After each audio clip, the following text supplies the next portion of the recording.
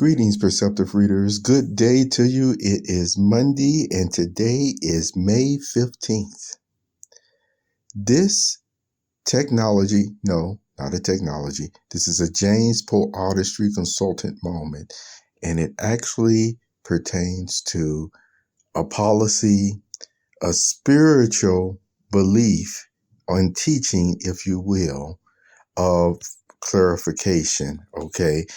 It's not that the facts are not already out there, but for you today, I will make a special effort to adjust my schedule because of something that's serious came up. And it actually came up a little while ago, but it was within the year of 2023.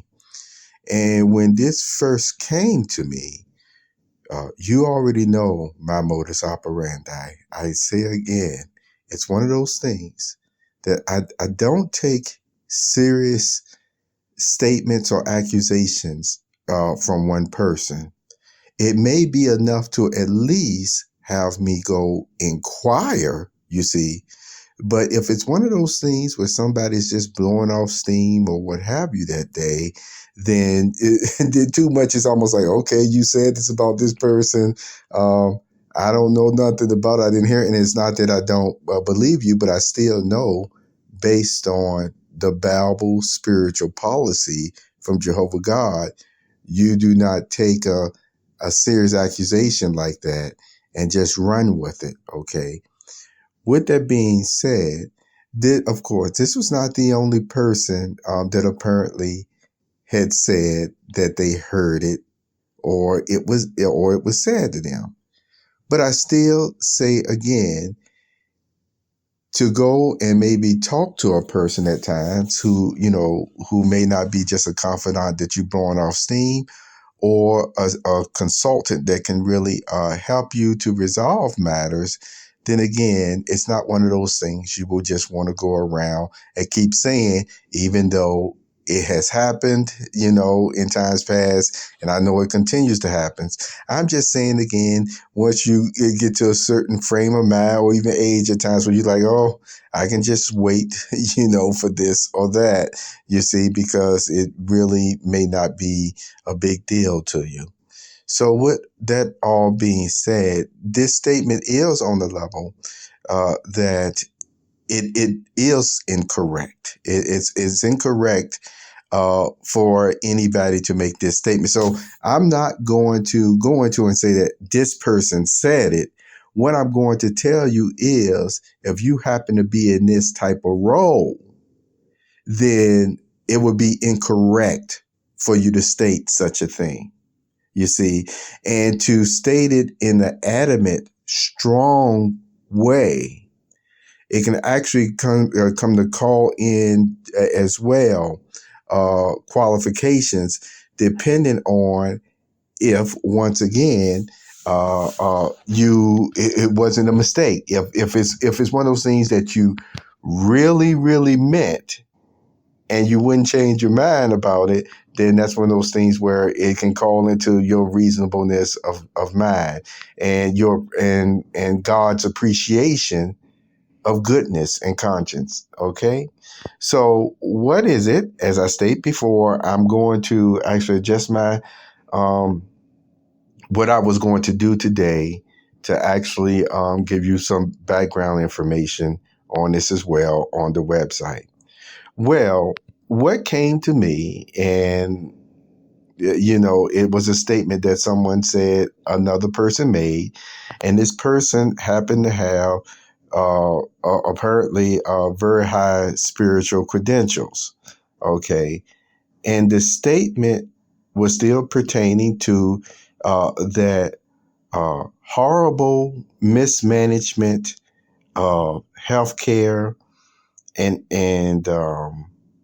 medical care and research and lack of research and false statements and everything else that was made about a situation that affected a lot of people worldwide. And it was a gross negligence on a lot of parties' part. And some of that negligence could have been even expose if these ones really didn't have, some people would say, an agenda even towards monetary. The facts have come out about that. And see, one thing about God's word, the Bible, is it protects us against persons, again, using machinations or taking advantage of us. Not to say that we can't be, but I'm just saying, again, it at least helps us. So the statement was this, that anyone who did not get the medication, or they really, I think they said, get a vaccination or what have you, should be expelled from the Christian congregation. I'm here to tell you today that was incorrect for that person to say. If someone said it, that would be incorrect for you to say it, whether you're in a spiritual leader condition or not.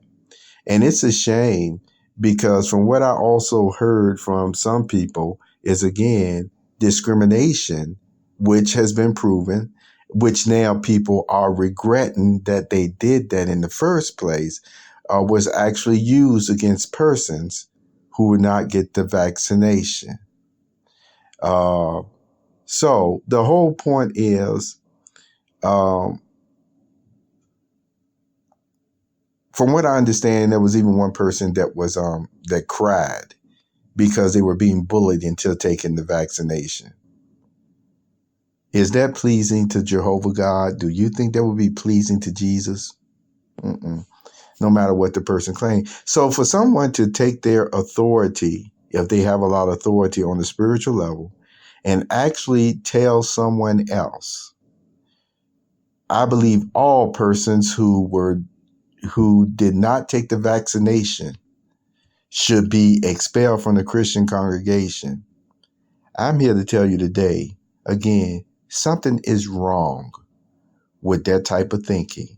And it continues to go to show you again what Jesus meant when he said you would know them by their fruits. I could go and tell you all the reasons why a person on that level should way know better than saying something like that. But see, that's the point. That is the point. I'm telling you, perceptive readers, if you ever reach out, you join the Christian congregation, you get in that water, you get the feeling good about helping people, and then you want to help them in another role that they even call double honor. Make sure you never guilt trip the sheep into taking something that is a conscious decision, medically or otherwise, forcing it into their body. You see, and I'm going to say something because, I've used this example. I've used an example before about making public declaration and witnessing. And, we talked about the Quakers. We've talked about Jehovah's Witnesses, how they won't put their hand on the Bible necessarily or swear, of that nature because of their conscience, but they can affirm, certain statements and things of that nature. Now, with that being said, I'm going to single out Jehovah's Witness and medical practices, period. And this is, you can see why these persons would appreciate a lot of what I'm about to say, because here is the point. For decades and years, it's a shame it had to go to courts at times, because Jehovah's Witnesses had actually searched out the best medical care. I mean, some of them paid some big money. You see, even to the point of finding the right doctors for the situations they was facing, whether it was emergency or otherwise. But once again, they realized God's commandment to abstain from the misuse of blood, like taking it back into their bodies, because blood is sacred to God. That's one of the podcasts I talked about before. So with that horrible situation where they were badgered and even discriminated against.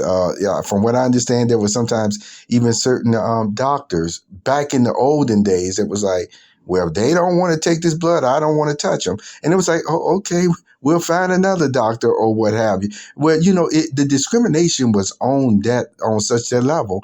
And then there's something happened with special, what they call hospital liaison committees, etc., that was being developed. I don't know whether it started in the late 80s or 90s, whatever, but they started being trained so well, these hospital liaison committees, that they were able to establish a very nice and fine rapport with the Jehovah's Witnesses. And then it actually got to the point where you just had doctors that had no problem at all, and they were skilled. They knew what could be used during surgery and what could be helpful even better than even taking in straight up blood. See, a lot of people don't know about that. But all the same, here is the thing, the thought. Can't you just imagine many of those Jehovah's Witnesses who appreciated the doctors respecting their view on their medical practices and their conscience and things that they would take and things that they wouldn't take and get the best care because of their conscience before God.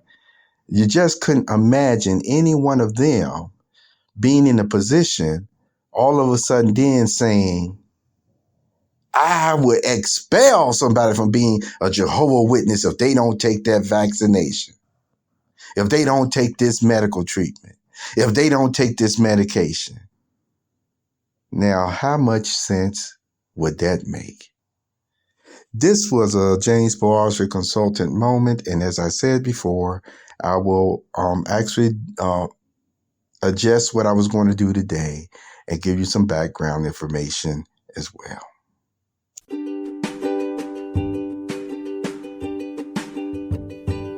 You have just listened to the Perceptive Readers podcast.